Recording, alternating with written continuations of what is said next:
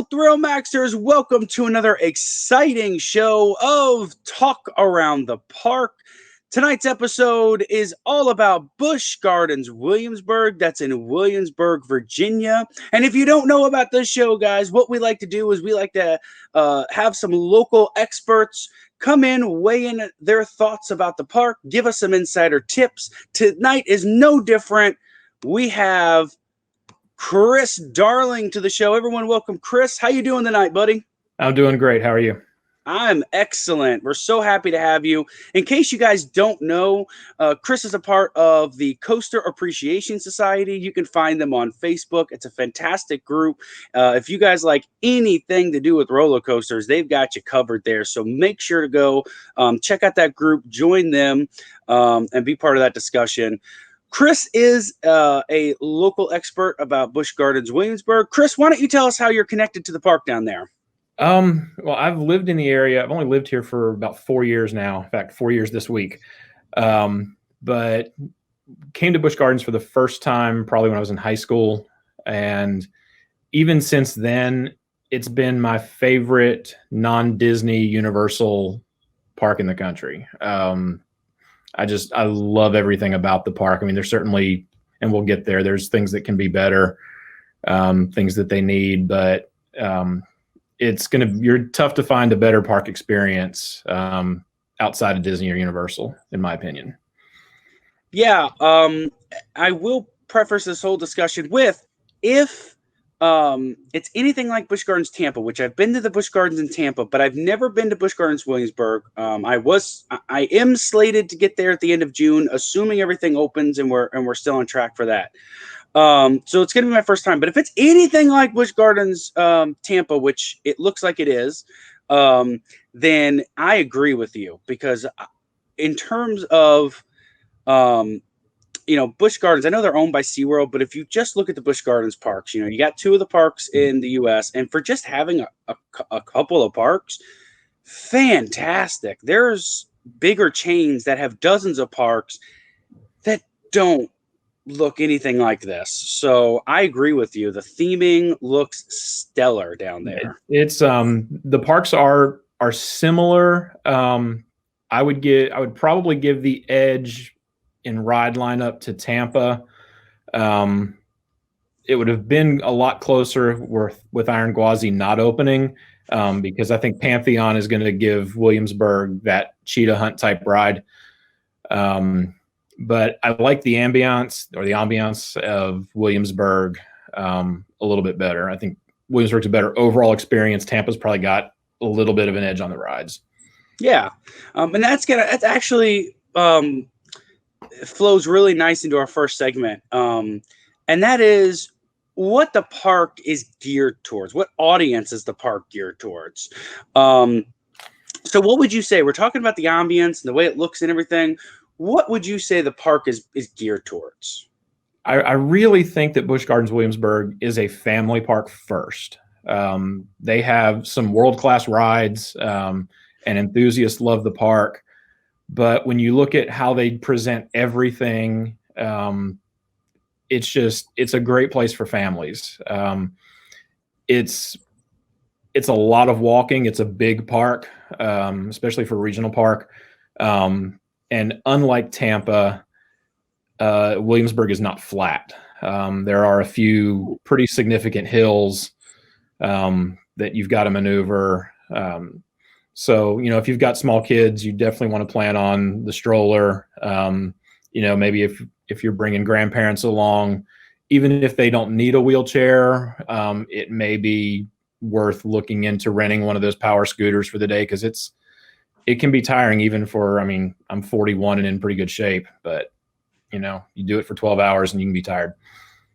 Okay. Yeah, that's really that's a really good tip. I didn't realize that the park had some terrain that you had to work with. Yeah. So that's really that's good stuff. I agree. Families, especially because it appears to me that there is something for everybody to do. I mean, even if you are a grandparent, you don't do any rides at all. It looks like just the theming of the buildings and stuff. You could sit down, you can have some nice food, and really enjoy being with the family. So it does look like there's a lot of stuff there. So I agree with you. I think it is geared towards families first. And then I would say thrill seekers second, because there is some really great, I mean, you guys' ride selection, which is our next segment. What's the park's ride lineup? But the rides, when I'm looking at just the list, you guys check off a lot of boxes. I mean, if you just look at the coaster lineup, you have your hyper, with Apollo's Chariot. Trigger warning. Some people are going to say it's not a hyper because of the height. It's falling into the Orion category, but it is a hyper, guys. The first drop's 200 feet or more. It's a hyper. So you've got the world's first B&M hyper at your park. So you've got that. You've got a great invert with Alpengeist. Yeah. However, B&M, could you not go 5 more feet? I mean, you were 5 feet away from being a hyper invert. Like, come on, guys, don't stop. Like you read my blog on Alpengeist that I posted a few weeks ago, where I asked the same question. We're so close to a hyper, why didn't they? 5 feet. You can't say 5 feet of track is going to blow your budget. I would not think it would blow your budget. Go 5 more feet. Cut off 5 feet at the end or something. Whatever the math is there, cut off at the end. And then you've got your old school Aero Looper, and you've got your launch coasters. Which, by the way, I think that Busch Gardens Williamsburg, once Pantheon's opened, you guys are going to be the launch coaster capital of the world. I mean, I can't see another park saying we have better or as many launch coasters as you guys are going to have. So, but you guys check off a lot of boxes. Now, one thing I don't know a lot about, I'm going to let you take over here, is flat rides and water rides and stuff like that. We all know these big name coasters, but what else? Okay, well, let's start with the flat rides. Sure. When I was prepping for this, I honestly was prepared to say that the flat ride lineup needed a lot of help, but then I started going through it and realized that they've actually got a lot. They don't have a lot of originality within the flat rides. Last year they put in Finnegan's Flyer, which is, the SNS Scream and Swing. Yeah. And while it's not the biggest Scream and Swing out there, the location they put it in is absolutely fantastic, where you swing out over a ravine, and if you're on one side of the ride, you're looking straight down at the water. And I was actually very impressed with the Flyer. I was kind of lukewarm on it as an addition. I knew it was something needed, but I was like, But then I rode it, and it became my favorite flat ride in the park very quickly. So that's excellent. In that same section of the park, they have their Battle for Ire, which replaced Soarin' Over Europe, which replaced, dear Lord, multiple versions of that the screen simulator. What they did with Ire is they turned it into a virtual reality motion simulator. Oh. And I will say this, it's the best use of VR that I've seen in a park. To me, the VR, if it doesn't sync up 100% with the movement you're experiencing, you're just going to get sick on it. And even though I never did any of the VR coasters, everybody I talked to that did had that complaint, is that if it wasn't dead on, they were about ready to lose their lunch. But Battle for Ire does it really well. It's, the story's kid friendly, kind of cheesy, but it gives them, checks off that box of a motion simulator ride. A lot of the old school Busch Gardens people really wish they had put Corkscrew Hill back in. That seems to be the most popular iteration of that. But it is what it is. Certainly not a bad addition to the park. But then you've got, they've got a scrambler back in the New France area where near Invader. They've got in the Germany area, they've got your wave swinger along with adult and kid bumper cars. What they do really well with their flat ride selection, and the park does have two specific kid friendly areas. They've got the Sesame Street area, and then they've got Land of the Dragons. But in every area where you've got a major attraction, Well, with one exception, with the exception of where Griffin is, but even Griffin's close enough to the scrambler that, somebody that didn't want to ride the coaster could go hit the scrambler. Okay, that's cool. They've got something for everybody in pretty much every section of the park. So you don't have to like split off as a family and, one parent take the real little ones over to the kids section and stay there half the day and all that. How's the drop tower? I've heard mixed reviews on this mock tower thing. Because it's not an intimate, it's kind of it's a Moser. Moser Rides is who put it in. Yeah, that's an obscure tower for most parks, and it looks weird. It does. It's the worst drop tower I've ever ridden. Why? What? It's forceless. That's a shame. Yeah. In all honesty, the best part of that drop tower is the view. That's a beautiful area of Virginia. And when you get to the top of it, and of course the carriage rotates while you're going up the tower. And in all honesty, they make the best use of Mock Tower during Christmas Town, when they don't want it in drop mode and it's just an observation tower and you can go up and see all the lights spread out over the park. That's neat. And it's just slow up, slow down. They could turn Mock Tower into an observation tower year round and they might actually gain something because it's terrible as a drop tower. So what you're saying is tear it out and put a Falcon's Fury in. That would make a lot more sense. Yeah, it would. And then I know you have a couple of water rides. You guys just did a couple of years ago when they did Invader, like that season or the season before, they did a huge refurbishment of your log flume. Yes. Busch Gardens does great with water rides. For a park that doesn't have an attached water park, I mean, there is Water Country, the next exit up, which is affiliated, but you can't get to it from the property. We've got an aero log flume. We've got an Intamin Shoot the Chutes, which is a fantastic shoot the chutes. And we've got the Intamin Rapids. But the log flume, Les Scoot, I think it was the same year they were putting Invader in.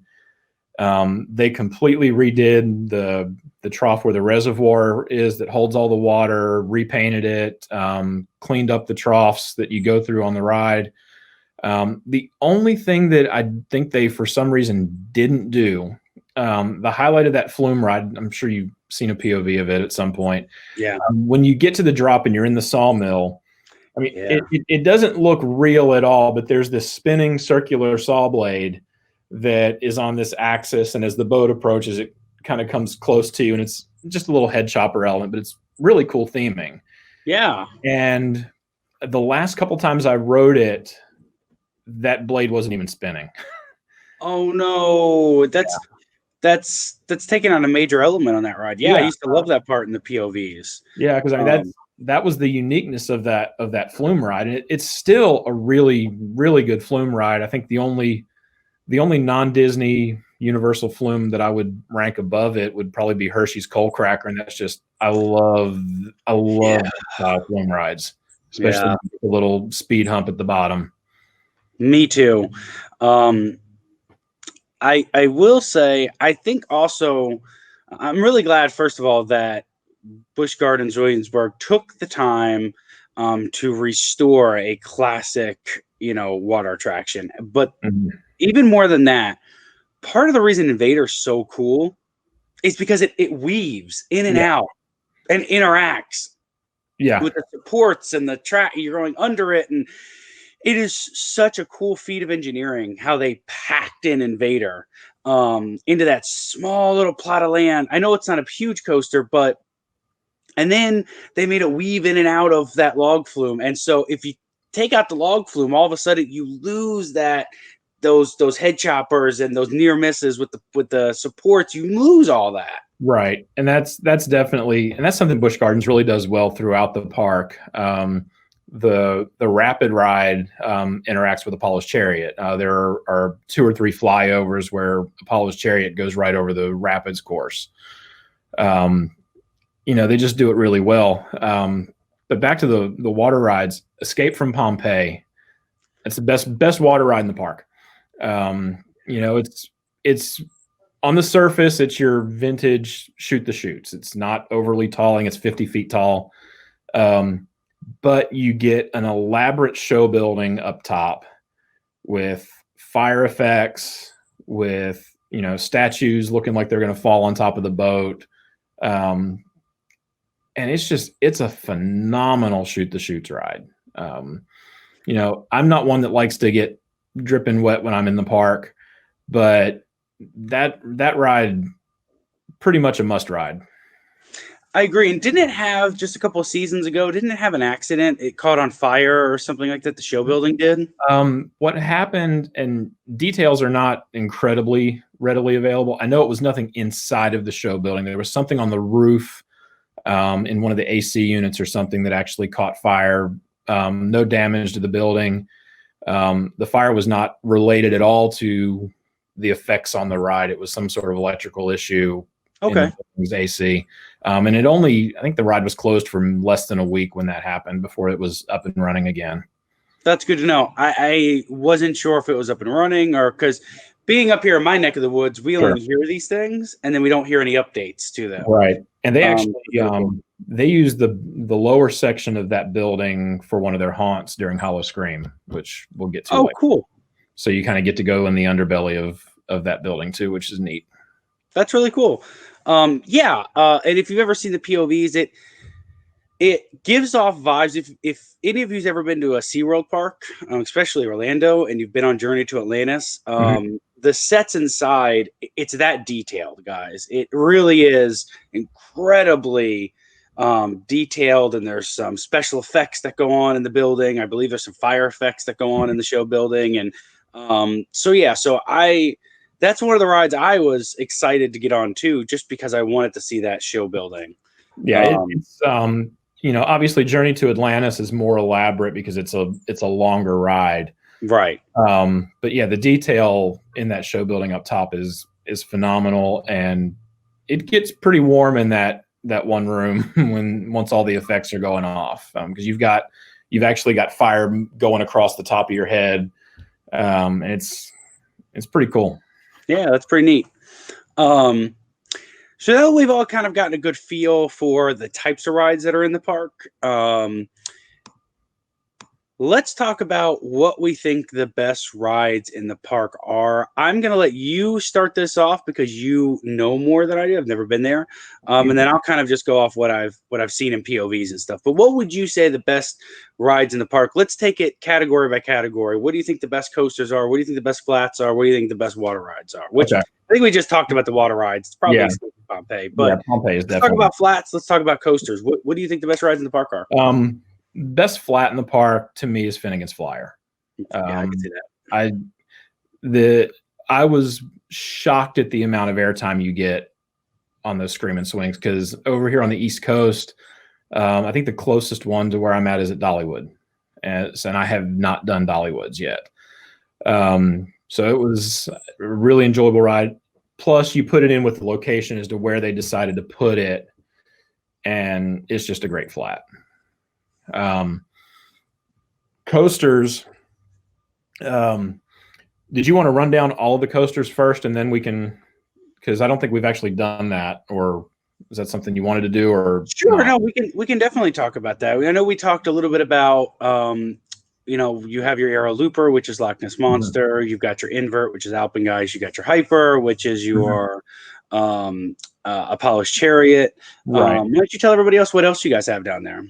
For the kids, there's a little Grover's Alpine Express, which is just a little zero family coaster. A lot more fun than it looks. I mean, I've got young kids and they both enjoy it. So it's not the worst of the kiddie coasters that I've been on. We've got Tempesto, which of course is the premier Skyrocket 2 that they're popping up everywhere now. I like them okay. I don't get the fascination with them other than they're not that expensive and they're a small footprint. We've got Verbolten, which is probably the most unique coaster in the park, which is another Zaire coaster. What parks can say they have two Zaire rides? Verbolten is one of those that people either love it or hate it, and most of the ones that hate it because of what it replaced. Yeah. And it's hard to talk about Busch Gardens coasters without at least mentioning Big Bad Wolf, which was just a legendary aero suspended coaster. Elaborate theming, especially when you consider when it was built. It actually took you through a village, kind of swinging over top of the rooftops. I was sad when I learned they were tearing it down because I loved it. And even another now defunct coaster there, Drakenfire, which I'll give a hot take on that. If B&M had built it, it would still be in operation. Absolutely. And if B&M had used the layout that Aero used, Drakenfire would have blown Kumba out of the water. Yeah, I agree. Kumba gets a lot of love, and the first time I rode Kumba, back in the early 2000s, I thought it was great. I rode it again 2 years ago and thought it was mediocre. And Drakenfire was just absolutely insane. So you are one of the few people that I've met who has ridden Drakenfire, correct? Yeah. In fact, I rode it 7 straight times one day. Now, this is important. Did you ride it with that dreaded corkscrew after the mid-course or without the corkscrew? Because they did remove that corkscrew right after the mid-course, and they straightened out, instead of it kind of curving like this, they straightened it out more coming off that mid-course, because it was, from what I hear, your neck was going to snap like a twig in that thing. Did you ride it with that corkscrew? I rode it in its original form. You're like a unicorn, man. Like so many people liked it. I actually liked it. But I was 16 or 17 and could take a lot more physically than I can now. If I rode it now, I probably wouldn't like it. Looking back, and maybe, because that was so long ago, I don't know if you'll remember this or not, but two questions on this. One, was it as rough as people say it is? And two, can you remember what parts, if it was so rough, what parts were so rough? What gave it that iconic status? From my personal experience, and I went 7 straight times on it one day. I never found it to be terribly rough. As with most aero loopers, when you hit the corkscrews, there's always a little bit of this, and maybe because of the speed that Drakenfire had, you hit those a little bit harder. But I never found it overly uncomfortable. Okay. And I hate Anaconda at King's Dominion. Like, they should scrap that ride. It's terrible. Yeah. Now, do you think if Drakenfire was around today, let's just say in a hypothetical fantasy world that they didn't tear it down. Sure.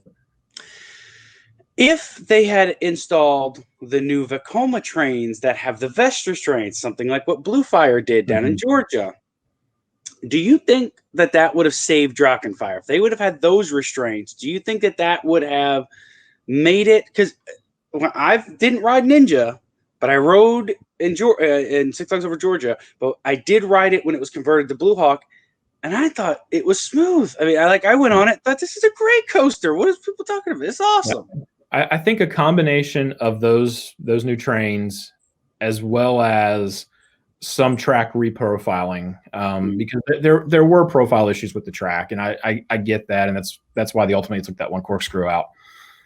I absolutely think it would have been saved. To me, the best element of that ride was, for some reason, Aero couldn't figure out how to do the loop around the lift hill like Kumba.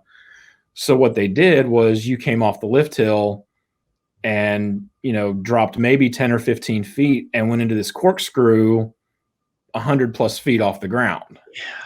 It was and that was insane at the time. We hadn't seen what coasters can do, but at the time that ride was built, that was bonkers. And that's what I love about when I look at Steel Curtain at Kennywood. That first drop is essentially the Drakenfire drop. I mean, you drop a little bit, you hit that corkscrew. It's profiled a little bit differently. I'm not saying it's an exact copy, but the idea, when people are like, "Oh my gosh, it's an inversion 197 feet up," or I think it may be 196. Correct me in the comments if I'm wrong about that, but I think it's 197 feet up. Which again, I'm like, you couldn't go 3 more feet. You couldn't give us a hyper height inversion, 200-foot inversion. But anyways, right.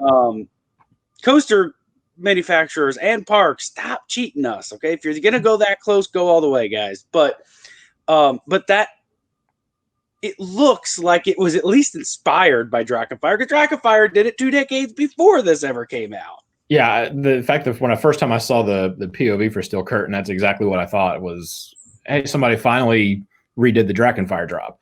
Yeah, so if you guys are looking to get what Chris is talking about, you're looking to understand that or feel that on a coaster, you can quasi get a feel of Drakenfire's first drop on Steel Curtain.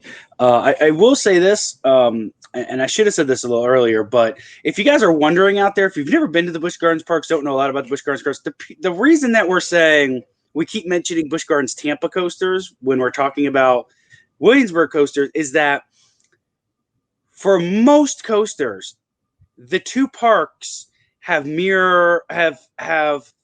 sister coasters to each other. So when Tampa built, Montu, then you have Alpengeist going to, Busch Gardens and vice versa. I'm not sure which one came first, but, you've got a lot of coasters that mirrored. But there's a couple of oddities with it. And the one real big oddity was Drakenfire, because its counterpart in Tampa was Kumba. That's why we're mentioning Kumba a lot, because Drakenfire was supposed to be a B&M, for those of you who don't know. And then B&M, being a new company, said we can't handle taking on both of these coasters. We're only going to make one of them. We'll make the other one next year. And Williamsburg said, we don't want to wait. We're going to go with Arrow. So that's kind of the brief background behind that. So we are going to be talking, when we're talking about one park, we're probably going to be talking about both, because their ride lineups are very similar and different in the same way. Because even though they have inverts, they're different. Even though they got, dive coasters, they are a little bit different. Even though they both, so you have all this stuff. Yeah. So we should probably get back to the current coasters, although I could talk for days about Drakenfire and Big Bad Wolf. Sure. But Verbolten, back to Verbolten, you've got, again, multiple launches. You've got a show building. And spoiler alert, of course, by now it's not really a spoiler. You've got the drop track in the building, which I love that. That's the best moment on the ride to me. And I appreciate that Busch Gardens pays homage to the Big Bad Wolf all throughout Verbolten. One of the trains, because all the trains are car themed and they've all got different license plates on the back. One of the license plates says Wolf Crossing. You get, there's 3 different shows in the building you can get. There are random sequence. And the rarest one to get is wolves. And in fact, I've lived here since 2016. Last year at Hollow Scream was the first time I got the wolves package. Oh, that's cool. See, they should having random rides like that is cool. Random sequences. But man, if you're going to pay homage to the wolf, just put the wolf in there, right? Like, just come on, go all the time and let us just feel like, because the second half of the ride is basically the same layout, right? Once you drop over that iconic Rhine River and you that's the same height, the same drop, the same turn, and then you kind of do the exact same. In fact, they used the Big Bad Wolf. Those footers down there in the river are the same footers that Big Bad Wolf used. I do like that. I do like that, because very rare do you see a coaster get removed and then whatever its predecessor is coming in.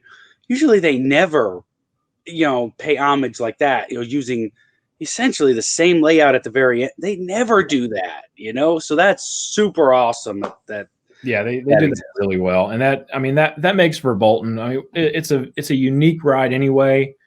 But it's it's probably mid-tier for the park, but it's a really good ride. Mm-hmm. The reality with Busch Gardens coasters, none are bad. You can make the argument that what they're really lacking is that just standout world class. Although even though I think Pantheon will join that rank easily. Oh yeah, I think you too. I'll make the argument that Alpengeist is that. Alpengeist is my second favorite invert, behind Montu. And if Alpengeist didn't have that little rattle, it would probably be my favorite invert. It's on the intensity scale. Once you come off that lift hill, it just doesn't let up, except for the mid course, that's the one rough spot on the ride right now, and it slams you into the mid course. How's the Cobra roll? So intense that if you're in the back row, you can feel it in your feet. Wow. I've heard that's a rough part of the ride. 3 years ago, I would have agreed with you. Here's what I don't know, because Busch Gardens never announced that they did anything other than normal yearly maintenance. In 2017, I could maybe ride Alpengeist twice a day. Okay. And I could never ride it beyond about 3 or 4 rows back because it beat the crap out of me.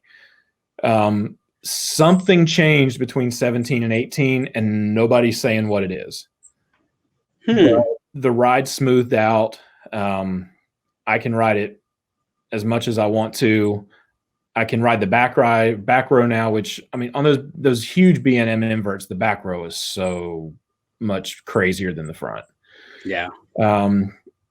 And like I said, no one knows what they did, if they, replaced out the wheels, if they did anything with the track, but it runs a lot smoother. And in 2017, I would have had Alpengeist as probably my number 4 invert, with Montu at 1, Afterburn at 2, and Great Bear at Hershey at 3, which Great Bear to me is very underrated, but that's a different podcast. Me too. And once Alpengeist smoothed out, however they did it vaulted to number 2. And if it weren't for that just hard slam into the brake run, the mid course, I would say it's running better than Montu. Nice. And then I know we have a couple of more, because your park loves B&M. Well, everyone loves B&Ms, but Busch Gardens, both Tampa and Williamsburg, you guys love B&M. So I know that there's another B&M that you guys have that we haven't talked about. We've got Griffin, which is the dive coaster, and of course its sister is SheiKra in Tampa. Yep. Those are the only 2 dive coasters I've done. We were talking off air. I have yet to make it to Cedar Point, and my planned trip there got canceled this year. Hopefully we'll still be able to get there. So I haven't done Valraven. It's like everybody's story this season is oh man, I was supposed to go here, I was supposed to go there. Mm-hmm. I will say this: I've been on SheiKra, and I've been on Valraven, and I gotta tell you, I always take SheiKra over Valraven because of the restraints. You guys use and Griffin's the same way.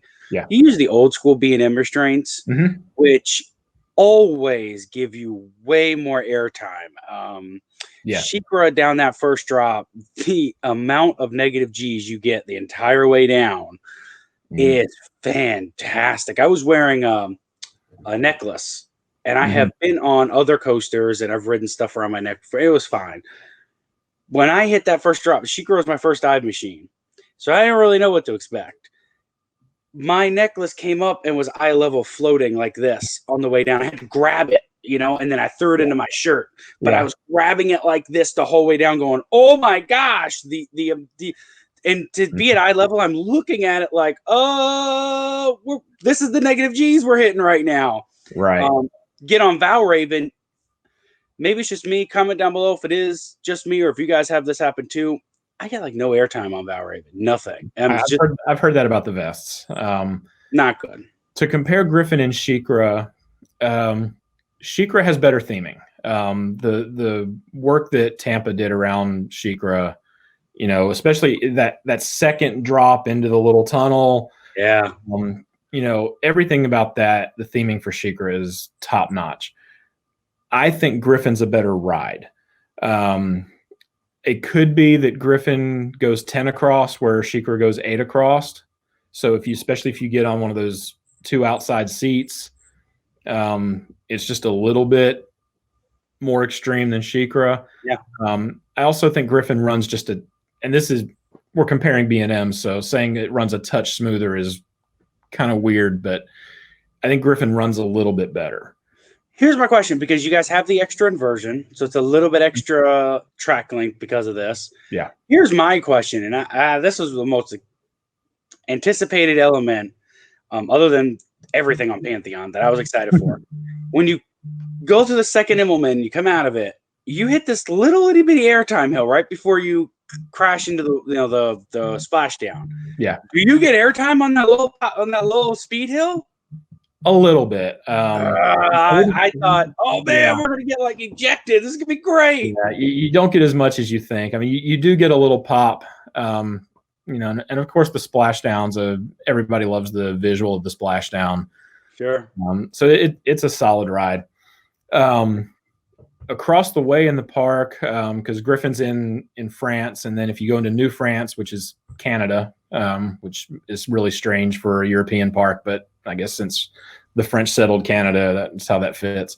Yeah. You have their GCI Invader.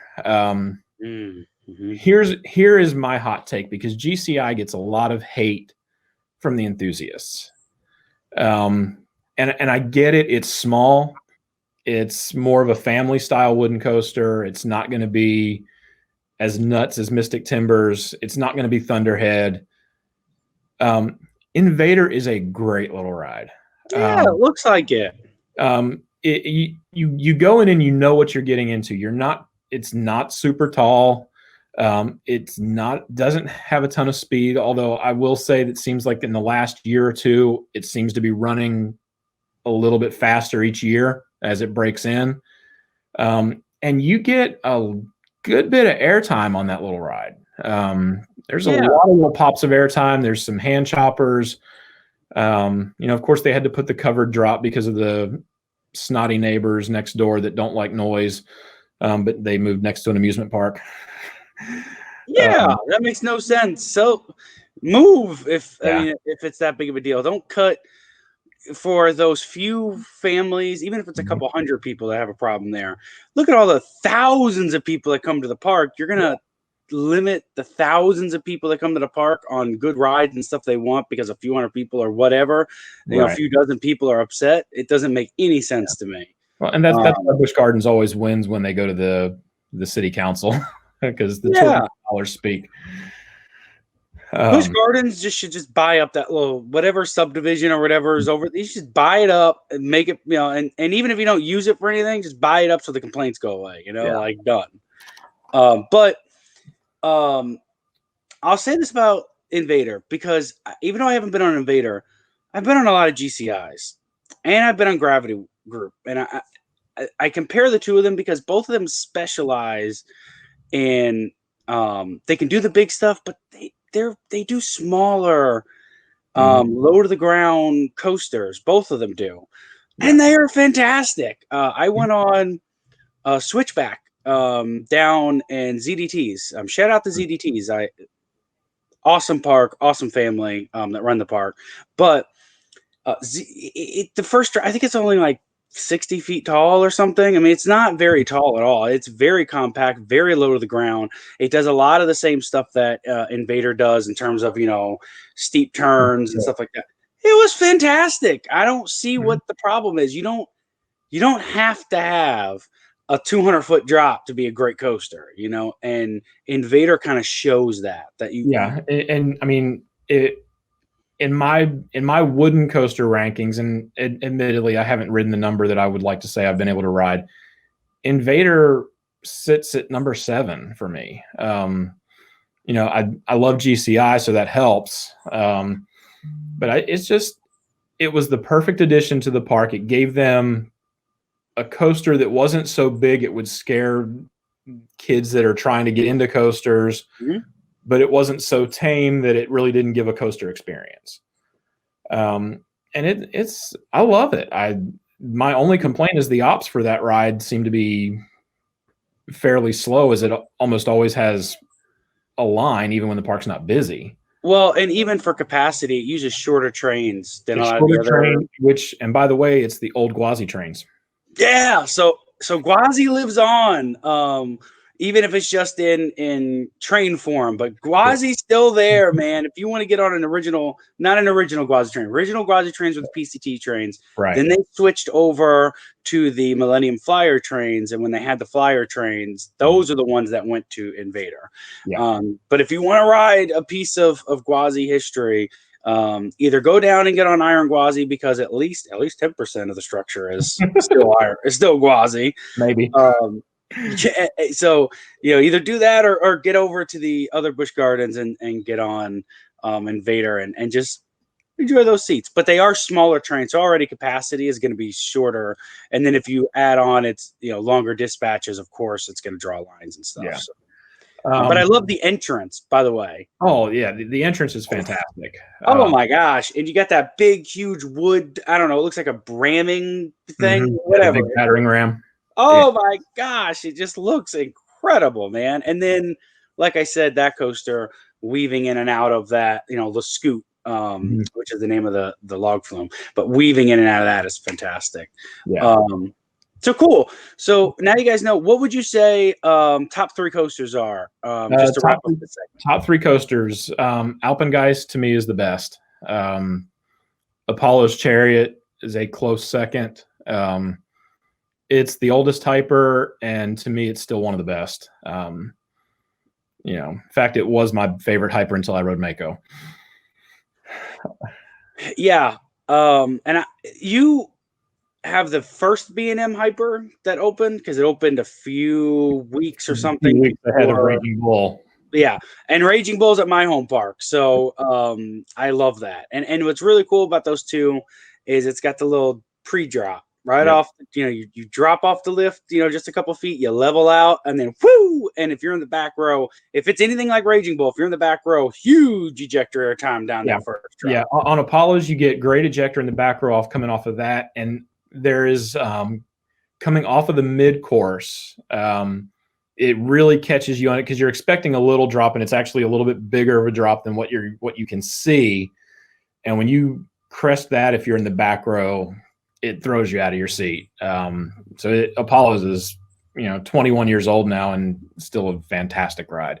Yeah, and I gotta say, just looking at aerial photos of parts of the ride, that turnaround looks so beautiful. I mean, it's a beautiful sculpture, Yeah, and it's so unique for the B&M hypers because I think with Mako you get the hammerhead turnaround, which is kind of unique. With Apollo's Chariot you get, and it's like an upward helix. Yeah, you go through that double helix and you're going up. So it's actually surprisingly forceful through that. And the turn leading up into there is so big and drawn out, leading up into that until you actually start to ascend up. But when you drop off that airtime hill and then you hit that curve, that turn is so wide and drawn out. I can just imagine flying, at 60, 70 miles an hour around that turn. It must be just exhilarating, that's one of the best parts of the ride, in all honesty. Number 3 for me, and maybe this is the sentimentalist in me, is Nessie. Which we haven't talked much about Loch Ness, and that's the park's iconic ride. It's a now 42-year-old aero looper. Yeah. And not to rip on Cedar Fair or King's Dominion, but it just goes to show you the difference in caring for your rides versus not caring for your rides, because Nessie is 42 and it's running light years better than Anaconda, which is half its age. Yeah. I have heard for years that the maintenance that Busch Garden does on Loch Ness Monster is incredible, and they just restored it. It did a whole restoration on it to open it back up for its 40th. Yeah. And I remember, and the cool thing, and this is why I can't wait to ride it now, because for those of you who don't know, there is a tunnel halfway through the ride. And it's basically, correct me if I'm wrong, but because it's hard to see in the POVs, but it's basically just a big helix in there, right? Like double, triple helix. I'm pretty sure it's a triple. Yeah, but it's just all you're doing is going around in a helix. Mm-hmm. But they put the sound effects in there, and you hear Nessie, roaring, as you're going through there, and there's some scenery and stuff a little bit, and I'm excited because they brought it back. They brought back the lighting, and they did it, and I'm like, yes. I'm gonna unfortunately have to disappoint you, because after the 40th, the sound is still there occasionally, but the strobe light is gone. No, I was very upset at that too. Now if you can find an old POV of Nessie, the first time I rode it, I remember hitting the tunnel, and they actually had, like, on the inside wall in lights, and this is, if my memory is right, but this is how I remember it, it looked like you were going alongside of Nessie's body all the way as you're wrapping around. And then as you got to the exit, there was Nessie's head on the wall at the exit, and there was this mist through the opening of the tunnel, and you'd go through the mist and then onto the second lift hill. Oh my gosh. I was just thinking to myself, like, why didn't they it doesn't even have to be an animatronic. Why didn't they just put like a statue or something in there that was of Nessie, the head or something, so that as you were spinning around, spiraling around, you could see it interact.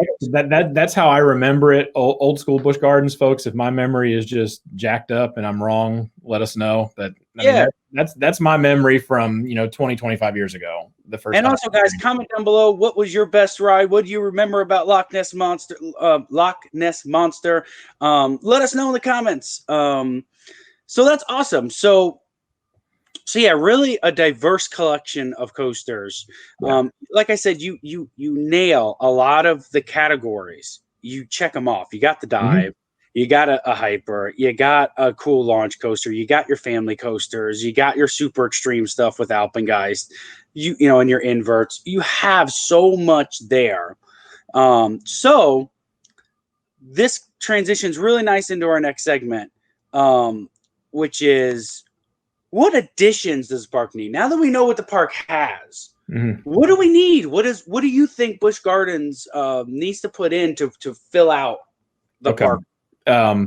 In big capital letters, dark ride. Yep. You took the words right out of my mouth, as Meatloaf said. Because I agree. You had one though. And when we say dark rides, guys, we're not talking about, a lot of the rides there have show buildings and have dark ride segments. But I think what Chris is talking about, correct me if I'm wrong, we need something that isn't a coaster, that doesn't have big drops and stuff. Something that grandma and grandpa and mom and dad and anybody can get on, that's not intense, but is just theming in a building, correct? Correct. Okay. And you used to have one. That's we had a great one. Yes, tell them about it. What was it? It was Curse of Dark Castle. The building is still there on property. It breaks my heart every time I walk by it, or when I walk through it for Howl-O-Scream for their mazes. It was the theme was cheesy, but it was original. It wasn't an IP. It wasn't them trying to put somebody else's brand on it. This haunted castle where the spirit of a wolf had taken over this boy and he ran the castle, and you had 3D screens, you had mist elements, you had physical sets mixed with the screens. To be honest, it was Spider-Man-esque. I mean, obviously it's not going to be done as well as Spider-Man at Universal, because that's probably one of the ultimate dark ride experiences, but it was that type of ride system, done in a regional theme park. And yeah, the film was starting to show its age. The film needed to be updated. But for whatever reason, I'm assuming money was the huge reason. A few years ago, and we kind of saw it coming, because for Howl-O-Scream 3 years ago, they announced this new maze called Frostbite. And the cool thing was you were going to be able to walk the track of Dark Castle. Like they had said, we've taken the vehicles out because we've got to do some maintenance work. And we've put this maze in. So you're going to get this really rare experience of getting to walk the track and all this. Those of us that understand business kind of saw the writing on the wall. And then, a couple months after Hollow Scream, we got the announcement that Dark Castle was not coming back. But then I know when I heard that, my first thought was, oh, so they're going to retheme it and slap on a new skin basically to the ride, and they're going to reopen it. And it hasn't. And that's sad, because if they were to have that still, this discussion in this segment would be totally different. Oh, absolutely. Because we couldn't say dark ride, but I agree with you. And I'm going to take it a step further and say, you could do this one of two ways, right? You can put in just a Sally dark ride, which is honestly what I think should happen. You put in a Sally dark ride. I think it'd be super cool to do like what they did with the Scooby-Doo Ghost Blasters in St. Louis. It was like a boat ride, but there was no drops or anything like that. There was nothing. It was just a very calm boat ride. But, you shot all the little targets and stuff, and it was just cool to see a dark ride, but it was a boat dark ride. It was super cool. That would be neat. You could go the Triotech route, although I don't think that they should. You have the coaster collection. You don't need to have another coaster. And I really think Sally's the best way to go with this. Do something like a Justice League, something like a Battle for Metropolis, but obviously a different theme, but do something like that where anybody in the family could get on it. Get on with the whole family. I know when I was growing up, my grandparents, my grandmother, she rode a bunch of stuff when I was younger, but as she was getting older, she wouldn't ride the coasters or anything. And it was so cool to find, even if it was just an antique car ride or something that she would get on, just to have those memories and say, I rode stuff with my grandmother. Yeah, absolutely. And that's what I think that they need. So we're in agreement. They need a dark ride. So Busch Gardens, we love your coaster collection. We love that you're putting in Pantheon, but can you please spend some money next year and put in a dark ride? Put in something, wherever you put it, theme it to that land. If you put it in next to Finnegan Fling, do like an Irish kind of theme or whatever back there. I think that'd be so neat. Yeah. It's sorely needed. I'll say this, if you're not from the area and you've done Dark Castle and you're hoping for some sort of rebirth, don't count on it, because one, Busch Gardens has discovered that they can put 2 mazes for Hollow Scream into that building. And from my understanding, they also use it now as Santa's Village during Christmas. Oh man. And the rest of the year it's storage. So unfortunately, I don't think we're ever going to see that structure reused for a dark ride. But we can always hope, because and the thing is, this is Virginia, it's not Florida, but in the middle of July, in the middle of August, it's still really hot here. And, even for those that didn't like Dark Castle, to be able to get inside of that building for 10 or 15 minutes where there's air condition, it was a welcome relief in the middle of a day. Yeah, I could see that. I could definitely see that. I will also just say, we're talking about all these rides that left. When you look at some parks, coasters leave, rides leave, and a lot of people don't make a big fuss about it. It's like, oh, okay, yeah, that was an older ride, needed to go. Right? Yeah, okay. You look at Busch Gardens Williamsburg, though, on the 3 major things, recently, in the modern era that they've removed, there is like a huge outcry from the public, like Drachenfire. Even though it was rough, people are like, oh, I wish why did you take, I wanted to ride it. And then you've got, Big Bad Wolf. You took out the best aero suspended coaster. And then you take out Dark Castle, and people are like, oh my gosh, you took out this. So it's interesting. Busch Gardens ride selection is so good that when they remove something, people feel it. It hurts when they remove something. And there's at least something from all three of those rides still at the park. With Dark Castle, you still have the building. With Big Bad Wolf, you've got those footers and the second half of Verbolten's ride path. Drakenfire's ride station and the storage bay for the extra trains are still standing, and in fact, they've been using the ride station for a haunt. That seems to be the thing with theme parks. Tear down the ride. This is awesome. We're gonna make a haunt out of the station, guys. Son of Beast does the same thing at Kings Island. And the cool thing is that they have a piece of the track sitting right there, so you can actually touch a piece of the Son of Wood track and say, "Oh, I got it," which is neat. Well, I rode it with the loop, so lucky you! Oh my gosh, you guys hear this? This guy's like a unicorn in the community. He's ridden Son of Beast with the loop, and then he rode Drakenfire with the corkscrew coming off the mid course. That's awesome, man. So this is going to lead us into our next segment, and the funny thing is that we already know the answer to this, but we're going to go beyond this. Okay, we're going to act like we don't know this part. That is, what's the next coaster to be installed? Spoiler alert. They're opening up a launch coaster, an Intamin multi-launch called Pantheon, which looks great. That top hat looks fantastic. Well, and have you seen the Outer Bank turn pictures on that? Yes, and also that zero-G roll. It's profiled very strangely. That it's like if you took a corkscrew and a zero-G roll and mashed them together, you would get whatever version that is. That just looks so neat. I've already decided that if I get wind that it has soft opened and I'm in my office, I'm taking the rest of the day off and driving up, and I'll stand in whatever line is there.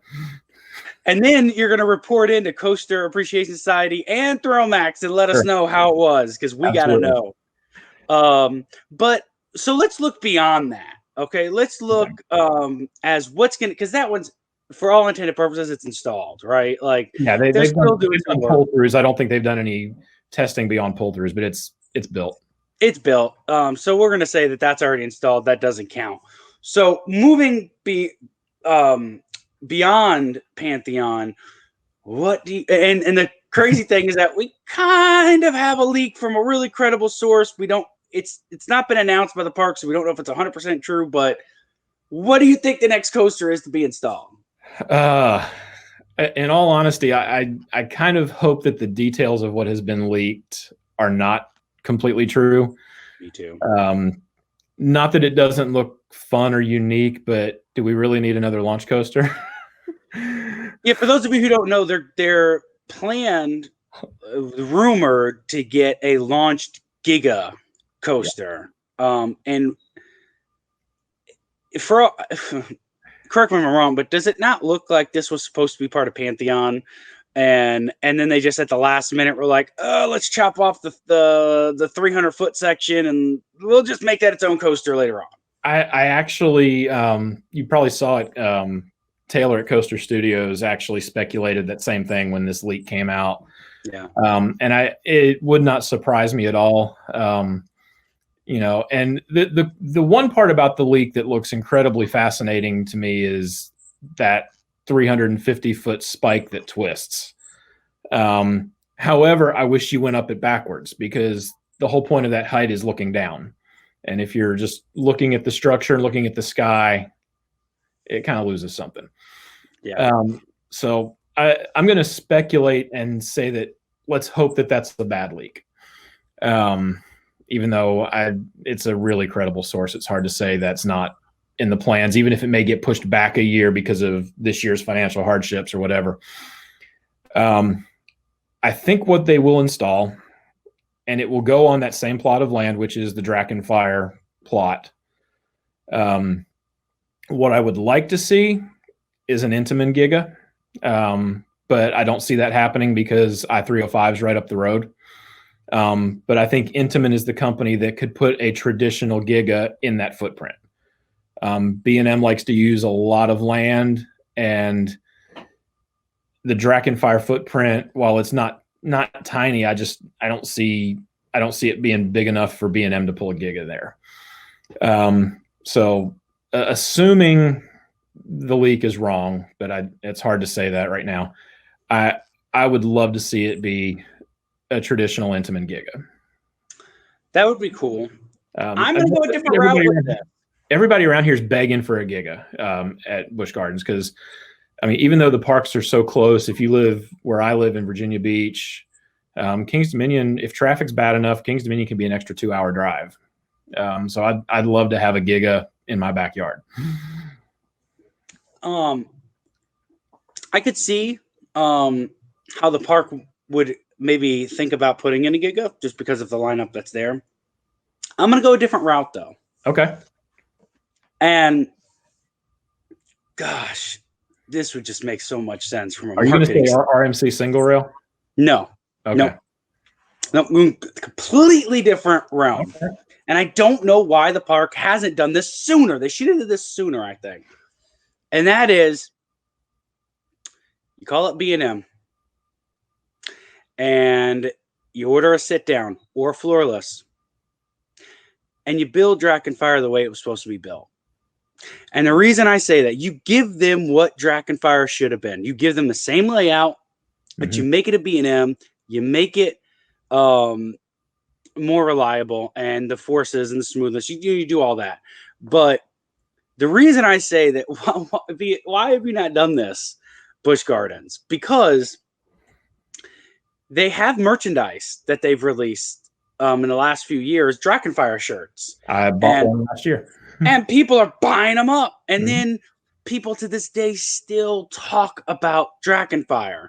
So why not resurrect and call it Drakenfire? Give it the same, give it what it was, but give us, first of all, then it makes sense. You got Kumba down in Tampa. You got Drakenfire. You get your B&M coaster. You bring back that nostalgia for everybody that wanted to ride it. And you get a multi-looping coaster, which if you look at the park's lineup, yes, they have a few loopers, but it's a lot of stuff that maybe doesn't have that doesn't focus on inversions. I know Griffin has inversions, but it doesn't focus on those inversions. Yeah. And I would love to see something that had 6-7 inversions, whatever. And so that's what I would love it if they did that. And I think a lot of people would right there with you, and including myself. I think that would be fantastic. Yeah. I mean, and who knows, maybe secretly in some back room they're talking about it, trying to put one over on that website that seems to get a hold of their plans before they want everybody to. Maybe they are. It's a park that certainly likes to pay tribute to its past. I mean, and the crazy thing is, we talked about them using the Drakenfire station for a haunt. They've only been using it for a haunt for a couple of years, and the station's still been there since they tore it down. Oh, could you imagine, especially someone like you who's been on the original Drakenfire, could you imagine walking back into that station and seeing the color scheme on the rock, seeing the silver supports with that, electric blue. Oh man. Oh man.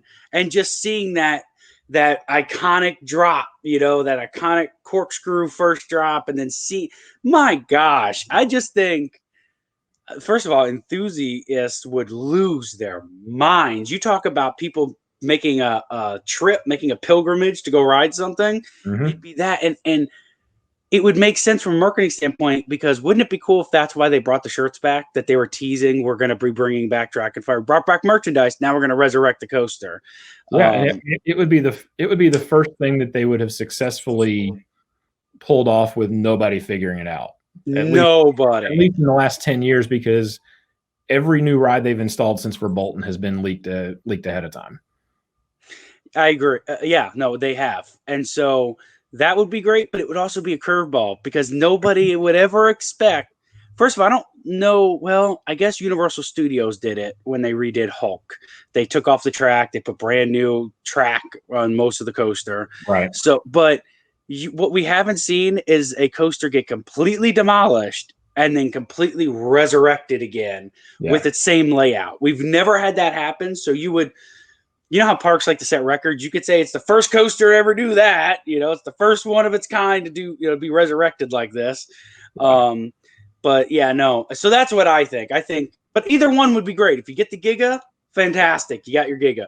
But like I said, you go sit down. But if you want to modernize Dragonfire a little bit, you can still go with the floorless trains to give it a little bit different experience. But if it were up to me, do it just like Kumba. Same trains as Kumba. Get the floor. I don't even want the Silver Dollar City version where it's kind of floorless. No, I want the floor and I want my feet to touch the floor just like it was meant to be. Give me Dragonfire. I'd even go one step further and see if there was any way that B&M could go to just the 2 across trains to really give it that old school feel. I mean, I know B&M, everything they do is 4 across, but not everything. Steel Dragon 2000, the trains on Steel Dragon 2000s, they've done a 2-seat variation of their 4-seat hypertrain. Okay. I somehow did not know that. So cool. So they can do it if they really want to. And if Busch Gardens, if they pay enough, which I would think that would be cheaper than an Intamin Giga. So spend the extra money, get the right trains on there. And yeah, I agree. I just think, first of all, because it gives people like me who's never ridden it a chance to ride it and say, I did Dragonfire, not the original, but I did it. And so anyways, that's what I think, guys. But comment down below. Tell us what you guys would put in next if you guys were running the park. So that's going to wrap up our section about all the rides and about all of the attractions. There is a couple of other points, though, because when you go to a park, it's not all about the coasters, kids. It's not all about the rides. There is other things to do inside of a park. And one of my favorite things to do is to check out the food. I have a love-hate relationship with food because I'm a big guy. So I have to watch how much I eat if I want to get on these coasters. But then I want to eat everything in the park whenever I go to parks because I'm like, this is so delicious. Why don't you just run? You don't have to run down all the food, but why don't you just tell us if I were to go to Busch Gardens, which hopefully it's the end of June. Right. What can I not leave the park without trying? Is there anything that comes to your mind that says you got to get this, you got to get that? Okay. For me, based on my food preferences, there is, and you don't get the pretzels in the Fest House. Everybody makes the mistakes. They see the pretzel sticks in the Fest House. Oh, because that's where everybody goes to sit down and eat because it's the indoor air conditioning, you get a show and all that. There's a pretzel stand. Is still in Oktoberfest near Mock Tower. Best pretzels around. Okay. They are so freaking good. And they do the pretzel sandwiches. You can get the pretzel sticks, pretzel nuggets, or just your regular pretzels. And oh my gosh, they're so good. You gotta have those.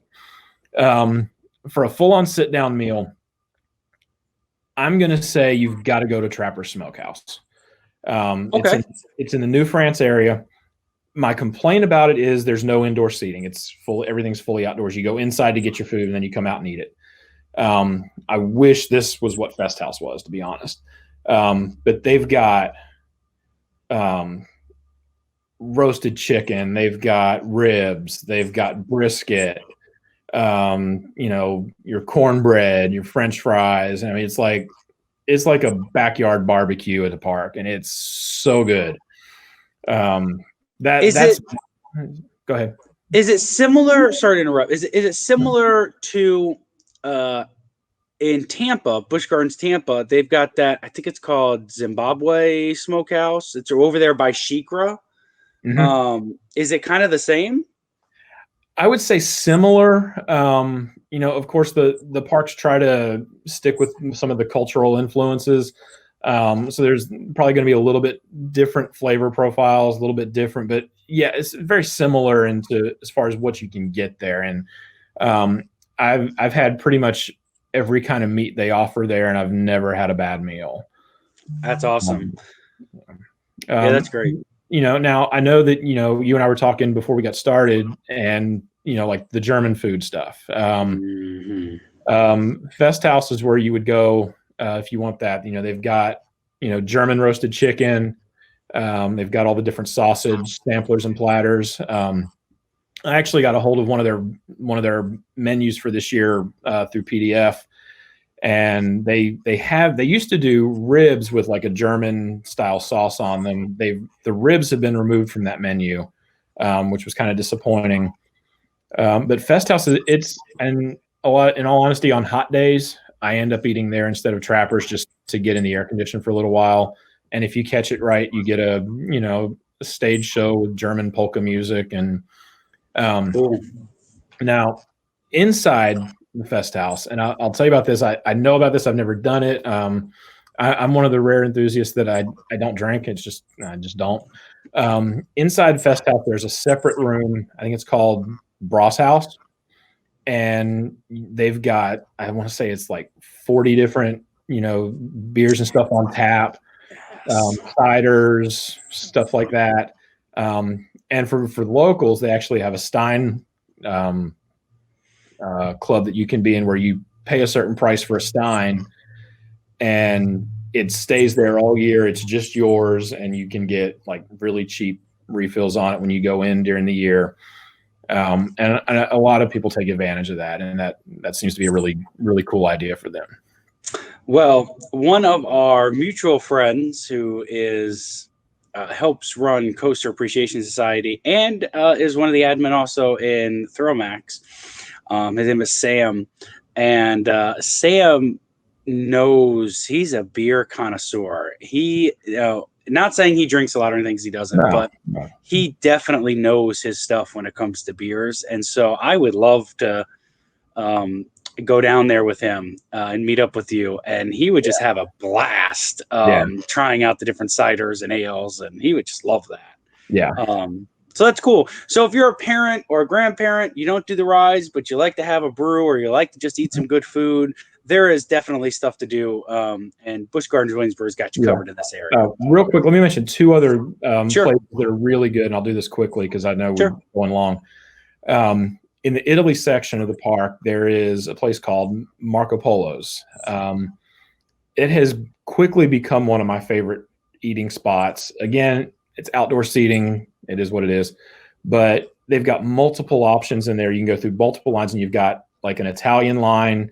You've got like a Greek line where you can get, like lamb and stuff like that. They've got an Asian line where you can get, your Mongolian beef or your teriyaki chicken and stuff like that.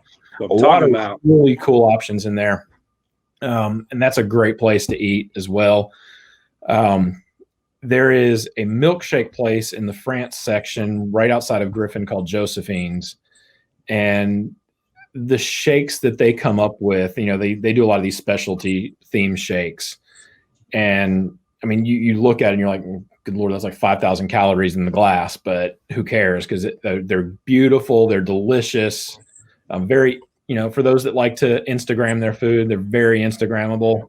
And the other thing the park does well is they like to celebrate their rides. Sometimes, like last year was Apollo's Chariot's 20th. So they had Apollo's Chariot birthday cake in some of the locations. Oh, nice. I know this year in one of the spots, not in Marco Polo's, but another spot in Italy, they're going to have like Pantheon burgers and, things themed around Pantheon when it ever opens. So they're really good at doing that. And, the food at Busch Gardens, I know Knoebels wins a lot of awards. Dollywood, Silver Dollar City get a lot of praise. And well earned. This is not to say they shouldn't, but the quality of food at Busch Gardens is right there. There's a lot of really good stuff to eat. Yeah, I can second that. Even though I've not been to the Williamsburg Park, I've been to the SeaWorld parks. I've been to the Busch Gardens Tampa. I mentioned SeaWorld just for anyone who doesn't know. SeaWorld Entertainment owns all the Busch Gardens parks. So all of the food, I've said that SeaWorld Entertainment parks have the best food in the industry outside of Disney and Universal. It just doesn't compare. Six Flags, Cedar Fair, unfortunately, those are fair type foods. You're going to have your corn dogs and your chicken tenders and your burgers. But you can do all that at Busch Gardens, but there's so much more. I agree. I And, agree. one of the cool features that nobody realizes if you get the season pass drink cup or the all-day drink cup, because I tried this at a Cedar Fair park, I won't name which park, and they wouldn't let me do it. But at Busch Gardens, you can get the refills at the same cheap price with ices. Oh, really cool. Yes, and they have at least 2 different icy locations where you mix your own. Like you can mix flavors and all that good stuff, and you can refill it in your seasoned drink glass for the same 99-cent refill. I'll say this: the only park I've been to that I don't think we were supposed to do it, but the attendant at the stand didn't care, was Six Flags Over Texas. Six Flags Over Texas. I was filling up. Oh my gosh, that frozen Coke or that frozen cherry. I just kept because it was so hot. Oh my gosh, it felt so good. Yeah. And so I think that we've discussed food a lot. And was there any more points you wanted to make about food? I will say they added one feature this year. They've always had an all-day dining plan, which is if you're going to eat more than one meal, do it. You come out cheaper. But this year they introduced finally an all-season dining plan. Nice. And that I think that was a huge plus and something that it was desperately needed for those of us that, find ourselves at the park 15 to 20 times a year. Yeah. And I got to tell you, I don't know if it's the same there, but when I went to Tampa, I did the all day dining, which is about $40. Yeah. But you eat every 90 minutes, which is for me, I love those kind of meal plans. Cedar Fair does it too, because I don't eat a whole meal throughout the day. I will go to every stand in the place though, throughout the course of a 10-hour, day. And I will just sample things all throughout the park. Let me get this, let me get that. I love doing it. The cool thing about Tampa, and maybe this is just Tampa because it gets so hot down there, but included with you can get bottles of water. And in Tampa, they told me that my limit was like 20 bottles a day or something. Like you can, they want you to stay hydrated down there. I haven't checked into the water policy on the all season one. I do know the all season dining plan differs from the day dining plan, and that the all season one you get 2 meals a day, and they have to be 4 hours apart. Which still, if you're in the park for 12 hours, is easy. But you can actually bring in an empty container. It doesn't have to be a Busch Gardens cup, and you can refill water all day long, everywhere, for nothing. And not every park is like that, but I really like that because look, if you don't have money to buy the drinks, at least let me get water. At least let me stay hydrated in your park. So I commend any park that does that. We are going to move on. We are running a little bit long on this, guys. So we are going to briefly touch just real quick. Why don't we just mention what events they have? Sure. Our next thing is special events. Let's just mention what they got going on.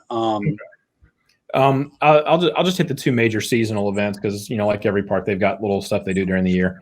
They run Hollow Scream usually from mid-September through Halloween. And then usually 2 weeks after Hollow Scream closes, they're opening Christmas Town. Hollow Scream is my absolute favorite time to go to the park. I will say this, it's not the scariest Halloween event. If you're going and expecting the mazes to just, scare the crap out of you, you're probably going to be a little bit disappointed. But it's a very well-themed event. It's a fun event. And it's just, if I could go there every weekend during Hollow Scream, in fact, last year we almost did, I would. I wouldn't go on Saturdays, but either Fridays or Sundays, I'd be there. To me, it's the best event they do. Christmas Town is the event they're best known for, largely because the architecture in the park lends itself for all the Christmas lights, and it is absolutely, the first time you see it, it's breathtaking, especially what they do to Pompeii. What the pictures you see of what they do to that building for Christmas don't do it justice to when you see it in person. It's unbelievable. And I will also say this: Busch Gardens does shows very well during the regular year. Their show Celtic Fire keeps winning awards for theme park shows, and it's been going for 10 years now. But for Halloween and for Christmas, that's where their shows really, it's not just one show that's so good and then, some other, oh, this is kind of cool. Their shows at Hollow Scream and then at Christmas Town are all some of the best I've seen outside of Disney or Universal. Yeah, I can tell you, again, going to the Tampa park, I watched a show that was on ice. I forgot what it was called. Oh man, I just thought like, this is Disney quality. This is absolutely. There was a section where they were underwater. What it looked like. Oh wow! I'm telling you, it looked like The Little Mermaid on Broadway. I mean, they had turtle. They had this big giant turtle that came down, and the head was moving and stuff, and the actors were riding the turtle. And I just remember thinking, oh my gosh, this is incredible. This is awesome.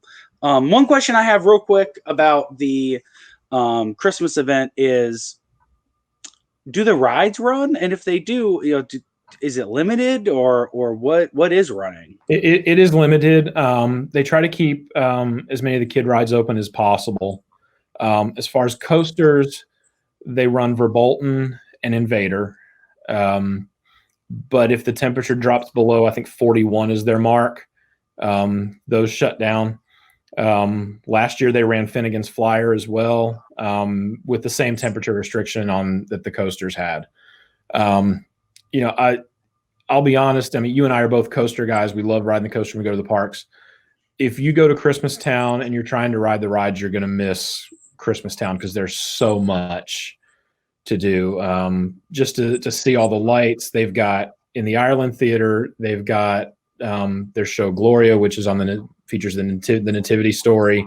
In London, they do the Scrooge show. They have an outdoor ice rink set up in the big amphitheater in France that they do like Twas the Night Before Christmas, which, by the way, the guy that does all the skating and choreography, the lead in it, former Olympian Elvis Stoico. I mean, oh wow. Yeah, I mean, it's the production level for that stuff is so good. And even with Hollow Scream, because it's cool because they run everything at Hollow Scream, and they'll run the coasters without the lights, cool. Which is so much better. But even for Hollow Scream, I'll try to say, okay, I really want to hit this ride and maybe this ride, but I'm more worried about trying to get through the houses or see the shows because I want to experience it all. I can ride the coasters all year long. Sure. And guys, comment down below. Have you been to these events? If so, what are your favorite parts of the events? What do you think people need to make sure that they do at these events? We want to hear from you too. So comment down below, guys. So, after talking all about this park and the attractions and the special events and food and stuff, that's going to bring us to our just last segment. And why don't we just sign this off? I'll go first, and then I'll let you take us home with this. This is our overall thoughts of the park. So first of all, I am super excited. I really hope that it opens at the end of June. I really hope I get to this park because everything people have told me about this park, everything that we just discussed about this park makes me super excited to get out there, to get on some of these legendary coasters, but just to experience the park itself. I think that the world needs more parks like this. You need more parks. Invest in theming. Give us a better experience. I'll pay more for it. Just give me a better experience. And Busch Gardens does it best because they, when you get down to Universal, Disney, they do theming really well, but then the rides are family rides. There's maybe one or two examples, but there's really no standout thrill coasters. Universal's got them more, but Disney doesn't. And when you look at Busch Gardens, it takes what Disney does well with theming, and then it does what Cedar Fair Park does with thrill rides, and they just mash it all together and make it seamless. So I think it looks beautiful, and I can't wait to get on some of those coasters. What's your overall thoughts of this park? The tagline that you see attached to the park, the world's most beautiful theme park, it's not hyperbole. Now, granted, I've never been to like Europa. I've never been to any of the parks in Europe that look absolutely amazing, so I can't compare. But from where I've been, you're not going to find a prettier park. The staff, by and large, is just very well trained, friendly. If you've got a question, they'll answer it. The ride lineup, I was telling somebody the other day, yeah, I can drive 2 hours up the road to King's Dominion and I'll get 2 rides that are better than anything Busch Gardens currently has. Of course, I haven't ridden Pantheon yet because nobody has, in I-305 and Twisted Timbers. But then after those 2 rides, I can give or take most of the rest of their lineup. Yeah. Busch Gardens, there's not a bad coaster in the lineup. I mean, even their 41-year-old Aero Looper is still amazing. And some people say it runs rough. They don't know rough. It doesn't run rough at all. I love it. A couple of things to think about if you're coming to the park and you've never been. They do a quick queue system, which on crowded days can be very helpful. If you come during the week, chances are you're not going to need it. However, the first thing I can tell you, if you're not local and you get here and they park you in the parking lot across the street, just go ahead and pull the app up and buy Quick Queue. If you're local and they start to park you across the street, just go home. Because it's going to be a really crowded day. I encourage people that have never been to try to carve out 2 days just so you can experience the whole park. Yeah, you can plow through the coasters in a day, get some re-rides, but you're going to miss out on the overall experience of the park. I live here. I'm biased. I get it. But before I lived here, this was my favorite park outside of Disney and Universal.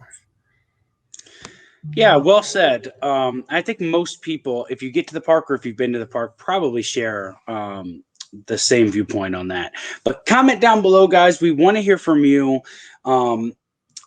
Have you been to this park? Do you agree with what we said? Do you not agree with what we said? Is it one of your favorite parks? Comment all that below. We want to hear from you guys. I definitely want to thank Chris. Thank you for being on this show today. Thank you for taking the time to talk to us about this. But that's sadly, we've come to the end, folks, of this episode. So as always, this is Steven. This has been Talk Around the Park, our Busch Gardens Williamsburg edition. Again, we want to thank Chris. Remember, guys, he is a part of a organization called Coaster Appreciation Society. Look them up on Facebook. They're a fantastic group to be a part of if you like coasters and all things theme park.